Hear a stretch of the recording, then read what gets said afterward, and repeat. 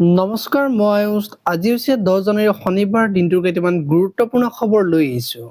প্ৰথম খবৰটো হৈছে আজি চাকৰি পোৱাসকলে এবছৰৰ ভিতৰত বিয়া পাতিব লাগে। যিসকলে বিয়া পতা নাই, এবছৰত বিয়া পাতি বিয়াৰ চিঠি মোলৈ পঠিয়াব লাগে।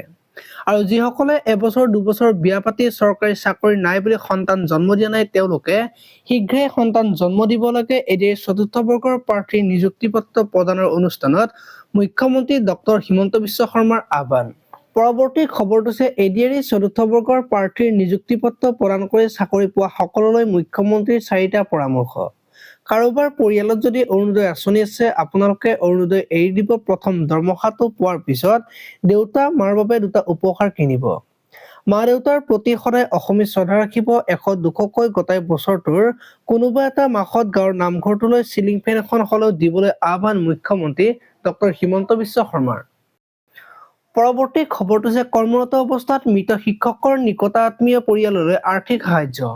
5 লাখ টকাকৈ এককালীন সাহায্য। ৰাজ্য চৰকাৰৰ 50 গৰাকী মৃত শিক্ষকৰ নিকটাত্মীয়ৰ মাজত চেক বিতৰণৰ অনুষ্ঠানত উপস্থিত থাকিব শিক্ষামন্ত্ৰী ডক্টৰ ৰণোজ পেগু। পৰৱৰ্তী খবৰটো হৈছে কেন্দ্ৰীয় পৰিবহণ মন্ত্ৰী নীতিন গাডকাৰীৰ ঘোষণা, পথ দুৰ্ঘটনাত আহত চিকিৎসালয়লৈ অনা ব্যক্তিক 25,000 টকাৰ পুৰস্কাৰ দিয়া হ'ব।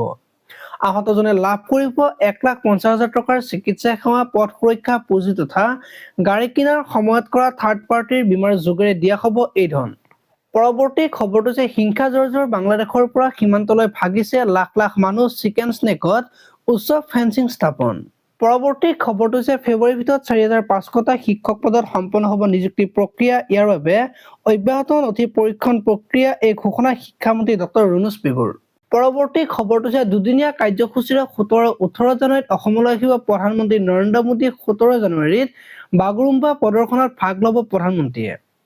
18 জানুৱাৰীত কলিয়াবৰত ৰাজহুৱা সভাত অংশ লোৱাৰ লগতে এলিভেটেড কৰিডৰৰ আধাৰশিলা স্থাপন কৰিব। পৰৱৰ্তী খবৰটো হৈছে জুবিন গাৰ্গৰ মৃত্যুৰ ন্যায়িক প্ৰক্ৰিয়াক লৈ ডাঙৰ মন্তব্য মুখ্যমন্ত্ৰীৰ। চৰকাৰৰ পক্ষ আদালতত ৰাখিবলৈ আইনজ্ঞৰ দল গঠন। জুবিন গাৰ্গ ন্যাসলৈ চৰকাৰৰ আৰ্থিক সাহায্য। পৰৱৰ্তী খবৰটো হৈছে জুবিন গাৰ্গ ন্যাসক কেবিনেটত আদৰণি। ন্যাসলৈ চৰকাৰৰ ফালৰ পৰা 5 কোটি টকা প্ৰদান কৰা হ'ব। এই কথা মন্তব্য কৰিলে মুখ্যমন্ত্ৰী ডক্টৰ হিমন্ত বিশ্ব শৰ্মাই। পৰৱৰ্তী খবৰটো হৈছে কাজিৰঙা ৰাষ্ট্ৰীয় উদ্যানৰ অন্তৰ্ভাগত ভয়ংকৰ জুই লেলিখান শিখাই আৱৰি ধৰিলে মিহিৰমুখ। শুকান ঘাঁহ জ্বলোৱাৰ পাছতে ভয়ংকৰ ৰূপ ধাৰণ জুই। হাতী চাফাৰী কৰাৰ পথত জ্বলোৱা হৈছিল শুকান ঘাঁহ। পৰৱৰ্তী খবৰটো হৈছে জানুৱাৰীতে ফাদিল হ'ব গৌৰৱ গগৈৰ পাকিস্তানৰ সৈতে থকা সম্পৰ্ক। গৌৰৱ গগৈ পৰিয়ালৰ 4জনৰ 3জনেই বিদেশী। এনে লোকক অসমীয়া ৰাইজে বৰঘৰত সোমাবলৈ অনুমতি নিদিয়ে। গুৰেশ্বৰত মন্তব্য মুখ্যমন্ত্ৰী ডক্টৰ হিমন্ত বিশ্ব শৰ্মাৰ। পৰৱৰ্তী খবৰটো হৈছে এডিআৰই নিযুক্তি পত্ৰ নিবলৈ আহি সৰ্বশান্ত হ'ল এগৰাকী প্ৰাৰ্থী। নিযুক্তি পত্ৰ নিবলৈ যোৱাৰ সময়তে পিতৃৰ হাতত থকা 5,000 টকা পকেট মাৰে। মীন বিভাগত নিযুক্তি পাইছে অনামিকা বৰা নামৰ প্ৰাৰ্থীগৰাকীয়ে। পৰৱৰ্তী খবৰটো হৈছে চাকৰি বদলীকৰণৰ বাবে নতুন পৰ্টেল মুকলি কৰিব চৰকাৰে।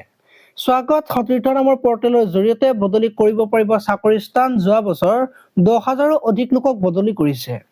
নতুনকৈ নিযুক্তি পোৱা সকলক যিমান পাৰি নিজৰ জিলাতেই দিবলৈ চেষ্টা কৰা হৈছে। স্বাগত সতীৰ্থ পৰ্টেলত বছৰত দুবাৰৰ বাবে খোলা হ'ব। পৰ্টেলৰ জৰিয়তে ঘৰৰ পৰাই বদলি হ'ব পাৰিব। পৰৱৰ্তী খবৰটো হৈছে ৰাজ্যসভাৰ প্ৰাৰ্থী হ'ব লাগে আজমল। ৰাজ্যসভাত বিৰোধীৰ উমৈহতীয়া প্ৰাৰ্থী হ'ব লাগে আজমল। আজমলক পদক্ষেপ কৰিবলৈ কংগ্ৰেছৰ আহ্বান। এআইডিএফৰ ৰাজ্যসভাৰ 3খন আসনৰ বাবে প্ৰাৰ্থিত্বৰ দাবীদাৰ আজমল। পৰৱৰ্তী খবৰটো হৈছে ছিংগাপুৰত জুবিন গাৰ্গৰ গোচৰৰ শুনানি। 14 জানুৱাৰীৰ পৰা হ'ব শুনানি। কৰ্নাৰ্ছ কোৰ্টত চলিব জুবিন গাৰ্গৰ গোচৰৰ শুনানি। বুধবাৰে ছিংগাপুৰৰ আদালতখনে নিৰ্ধাৰণ কৰিছে শুনানিৰ দিন-বাৰ।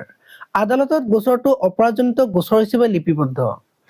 আজিলৈ ইমানেই। আপোনালোকে যদি ভিডিঅ'টো চাই ভাল পালে তেতিয়াহ'লে লাইক কৰিব আৰু এনেকুৱা ধৰণৰ খবৰবোৰ পাই থাকিবলৈ চেনেলটো ছাবস্ক্ৰাইব কৰি বেল আইকনটো প্ৰেছ কৰি দিব। ধন্যবাদ।